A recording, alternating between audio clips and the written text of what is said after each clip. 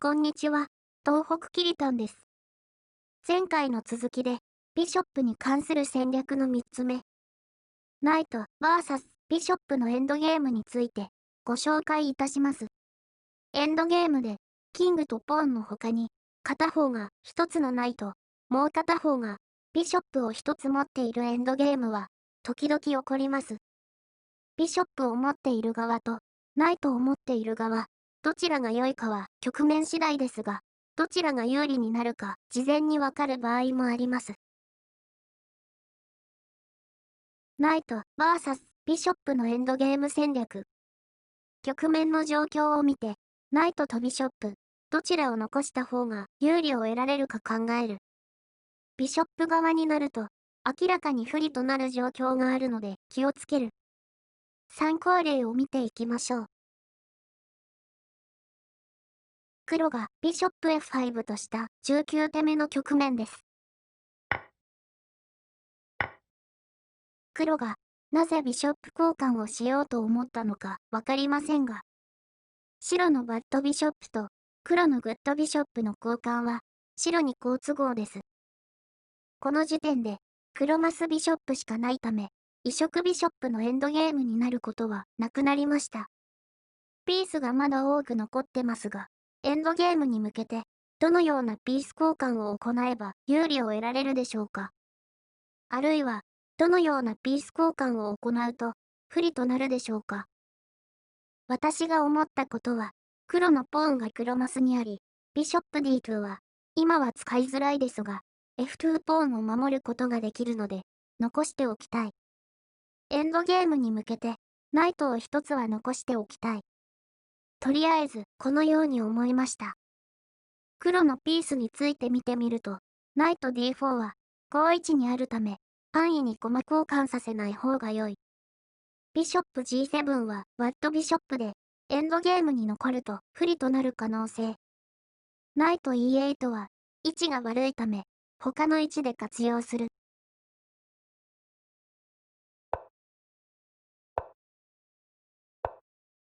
ナイト H2 を F3 に展開すると、ダブルポーンができることになるため、G4 に展開。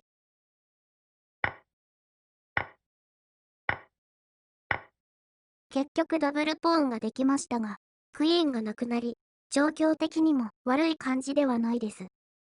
ポーンが多く残っているため、白の私は、ナイトを残しておきたいと思いました。その理由は、後でわかります。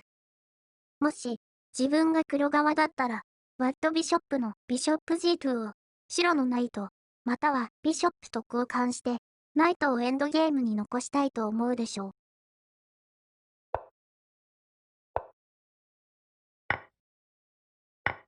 コンピューターの分析を見ると、白が少し良いぐらいですが、F ファイルがオープンファイルとなっていて、ルークの交換が起きやすく、ルークがすべてなくなると、ナイト VS ビショップのエンドゲームになります。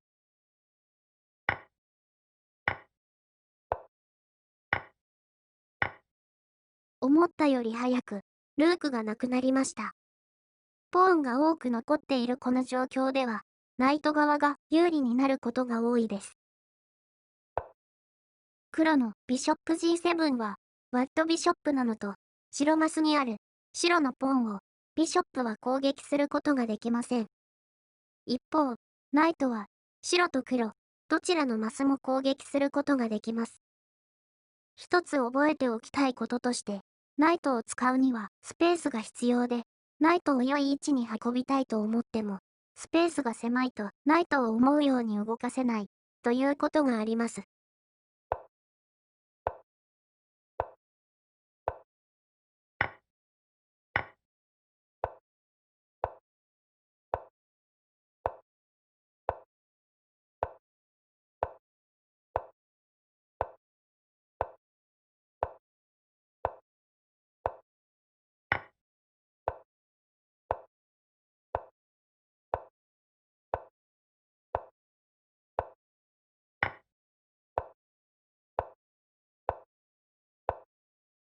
最後は、黒にミスが出ましたが、白優勢でした。ナイト VS ビショップのエンドゲームになることは、時々ありますので、ナイトとビショップ、どちらを残した方が、エンドゲームで有利を得られるか、考えられるようになると勝率が上がることでしょう。もう一つ参考例を見ていきましょう。白がキングテイクス E1 とした21手目の局面です。ポーンが多く残っていて、自分としてはナイト側でプレイしたいです。今回は黒にダブルポーンがあり、オープン E ファイルでキングサイドとクイーンサイドのポーンが分断されてます。キングサイドとクイーンサイドでポーンが分かれているときは、広範囲に動けるビショップが活躍しやすいです。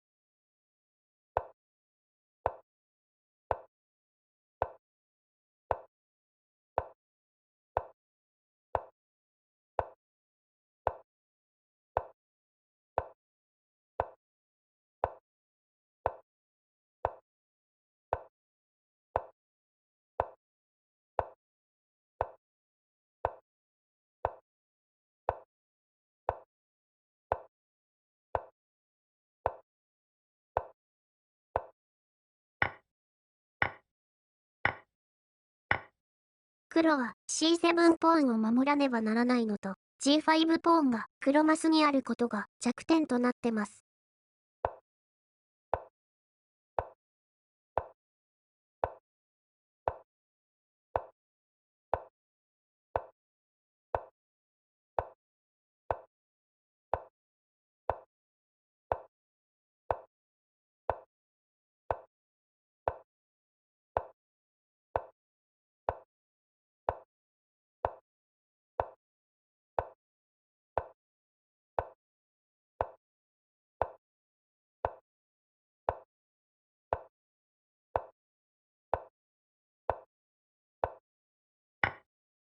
黒はポーンを一つ失い、白が優勢です。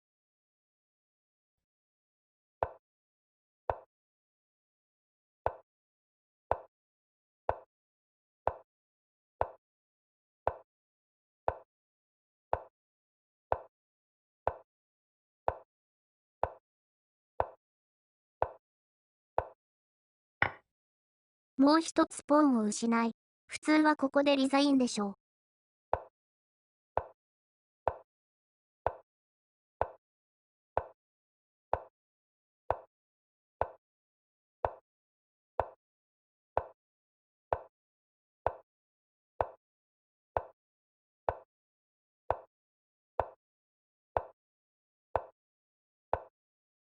ここでリザインしました。2つの参考例だけでしたが、ナイト VS ビショップのエンドゲームで、どちらが有利となるか事前に考え、有利となる駒交換を行いましょう。最後に一つだけ。オープンファイルがあると、オープンファイル上でメジャーピースの交換が起きやすいため、ナイト VS ビショップのエンドゲームになる可能性も高くなるでしょう。以上となります。ご視聴ありがとうございました。